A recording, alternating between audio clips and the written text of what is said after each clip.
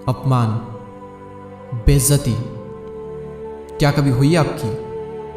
कभी ना कभी तो हुई होगी। कभी ना कभी तो किसी ने कहा ही होगा, ए अलग हट यहां से, कौन है बे तू? औकात क्या है तेरी? हिम्मत कैसे हुई तेरी इस तरह से बात करने की? शक्ल देखी है कभी अपनी? बड़ा आया यहाँ पर बोलने।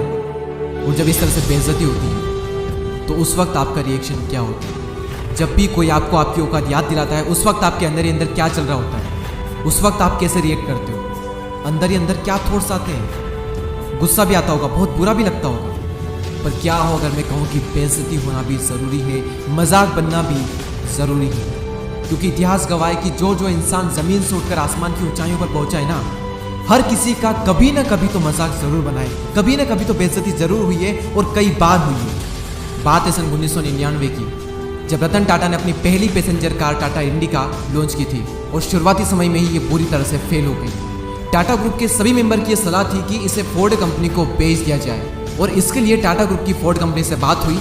और फोर्ड के जो ऑफिसर्स थे वो भी भारत आकर टाटा के कार डिपार्टमेंट में दिलचस्पी दिखा रहे थे। और उसके बाद रतन टाटा को अमेरिका बुलाया गया, और फोर्ड के ऑफिसर के साथ में रतन टाटा की एक बैठक हुई, और उन्हें वहां पर कहा गया कि जब आपको इसके बारे में पता ही नहीं है तो आपने पैसेंजर व्हीकल में कदम ही क्यों रखा? और यही नहीं बल्कि उनसे ये भी कहा गया कि हम टाटा मोटर के कार बिजनेस को खरीद कर आप पर एक एहसान कर रहे हैं, आप इसे हमारा एक एहसान समझना। और रतन टाटा अपने इस अपमान को घोंट कर पी गए। इस घटना ने रतन टाटा को बहुत उदास किया। रतन टाटा ने बदले की भावना में समय गंवाने से ज्यादा जरूरी समझा अपनी कमियों को सुधारना। उन्होंने अपने कार सेगमेंट को बेचने का विचार बदल लिया और अपना पूरा फोकस अपने कार बिजनेस में लगा दिया। और कहते हैं समय पहिए के समान घूमता है, और इसी तरह से समय पहिए के समान घुमा, और रतन टाटा की मेहनत ने टाटा मोटर्स को सफलता की ऊंचाइयों पर पहुंचा दिया।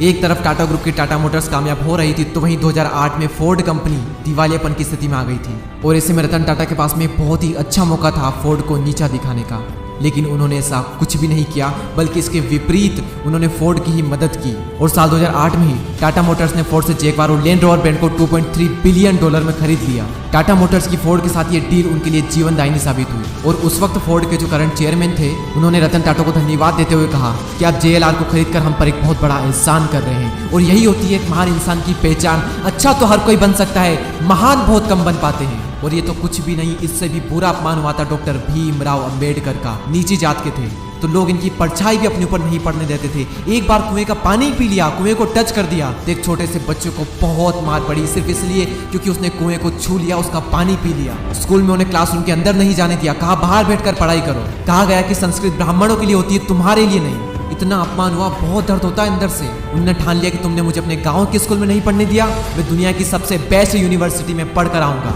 और कोलंबिया यूनिवर्सिटी से उन्होंने MA किया, और उसके बाद लंदन स्कूल ऑफ इकोनॉमिक्स से MSc की, और उसके बाद में लॉ की पढ़ाई की, और फिर PhD की। और फिर जब वापस आए तब उन्हें मिलिट्री सेक्रेटरी की नौकरी मिली, जो उस वक्त बहुत ही अच्छी नौकरी थी। लेकिन उसके बावजूद भी उनका अपमान हुआ, और वो अपमान उनके दिल पर लगा। उन्हें तब भी कुएं का पानी पीने का अधिकार नहीं था। वहां का चपरासी तक उन्हें फाइल फेंक कर देता था, कहता था कि गद्दी पर बैठ गया तो क्या हुआ है, तो अभी भी निचली जात का ना। बस उन्होंने भी इसी अपमान को घूंट करके पी लिया, और भारत का संविधान लिख दिया, और अपना हक पाकर रहे। और अपना हक तो पाया ही, साथ ही साथ निचली जाति के लोगों को भी उनका अपना हक दिलाया। मैंने कहा ना, अपमान जरूरी है, बेइज्जती से ही बदलाव आता है। अंग्रेजों ने एक बार गांधी जी को ट्रेन से धक्के मार कर बाहर निकाल दिया था, बहुत बेइज्जती हुई थी। उनसे कहा गया था कि तुम काले इंडियंस डिजर्व नहीं करते हमारी ट्रेन में बैठना, और उन्होंने भी ठान लिया कि तुमने मुझे ट्रेन से बाहर निकाला है, मैं तुम्हें अपने देश से बाहर निकाल दूंगा। वो एक चिंगारी इतनी बड़ी क्रांति में बदल जाएगी, किसी ने सपने में भी नहीं सोचा होगा। अमिताभ बच्चन को भी रेडियो जॉब से उनकी भारी आवाज और उनकी लंबी हाइट की वजह से निकाल दिया गया था, और वही ऊंची हाइट और उनकी वही भारी आवाज आज उनकी पहचान है। अपनी कमजोरी को अपनी ताकत बनाओ, अपने अपमान का बदला अपनी सफलता से लो। जब कोई अपमान करते हैं ना, तो अंदर ही अंदर आग लगती है, गुस्सा आता है बहुत। लोग गलती ये करते हैं कि उस गुस्से को वहीं पर निकाल देते हैं, लड़ाई झगड़े करते हैं, कंप्लेन करते हैं। उस गुस्से का यूज करना सीखो, अंदर दबाए रखो उसको, और अपने अंदर की आग को बढ़ाते रहो, तभी बदलाव आएगा। क्योंकि कोई भी इंसान अपना सम्मान भूल सकता है, लेकिन अपमान नहीं भूल सकता। कोई कुछ भी बोले तो उस वक्त रिएक्ट मत करो, अपना गुस्सा, अपनी आग बाहर मत निकालो, अपने अंदर रखो। बाहर निकाल दोगे तो बेइज्जती तो होगी सही, तुम कभी अपना बदला नहीं ले पाओगे, और ना ही वो इज्जत हासिल कर पाओगे जो तुम पाना चाहते हो। अपने अंदर बार बार ये बात बोलते रहो कि कहा था ना तुमने कि शक्ल देखी है अपनी, एक दिन ऐसा लाऊंगा कि तुम शक्ल देखने को तरसोगे।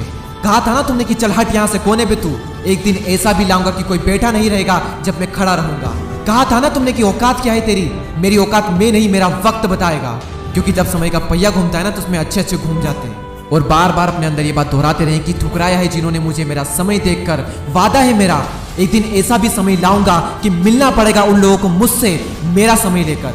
और मैंने इस वीडियो में जो आपको एग्जाम्पल बताए हैं, रतन टाटा, डॉक्टर भीमराव अंबेडकर, महात्मा गांधी, अमिताभ बच्चन और ना जाने से कितने लोग हैं जो हमें बताते हैं कि जिंदगी वो नहीं है जो हमें मिलती है, बल्कि जिंदगी तो वो है जो हम बनाते हैं।